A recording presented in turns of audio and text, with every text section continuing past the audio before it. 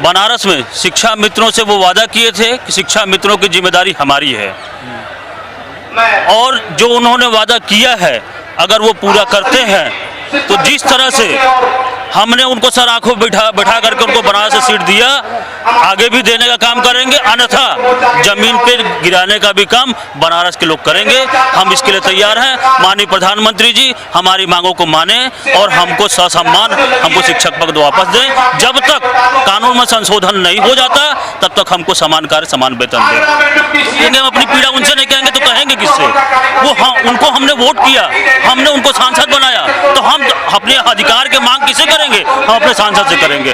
और 2019 के लिए एक संदेश भी। बिल्कुल बिल्कुल, अगर वो हमारी बातों को मानते हैं तो हम उनके साथ हैं, अन्यथा की स्थिति में जिस तरह से उनको हमने सांसद बनाया है उसी तरह से उनको गिराने का भी काम बनारस के लोग करेंगे। और पूरे यूपी के शिक्षा मित्र उनके खिलाफ खड़े हो जाएंगे।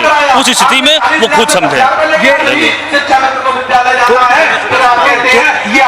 ये थे हमारे साथ शिक्षा मित्र के राज्य सदस्य समिति के कुछ सदस्य जिनकी बातों को मैंने आपको भी सुनाया।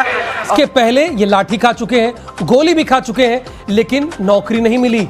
आज ये अपने हक के लिए तिरंगा यात्रा निकाल रहे हैं और सरकार से नौकरी मांग रहे हैं। ये काम ये पिछले 7 साल से कर रहे हैं। असली अंकों पर भर्ती होनी थी, जिसे अभ्यर्थियों ने हाई कोर्ट इलाहाबाद में चैलेंज किया था।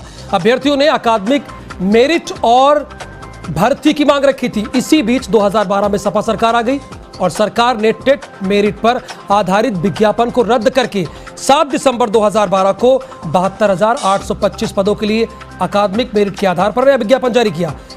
पुराना मामला कोर्ट में चलता रहा। मुकदमे के दौरान इलाहाबाद कोर्ट ने पुराने विज्ञापन को सही मानते हुए उस पर भी भर्ती का आदेश दिया था।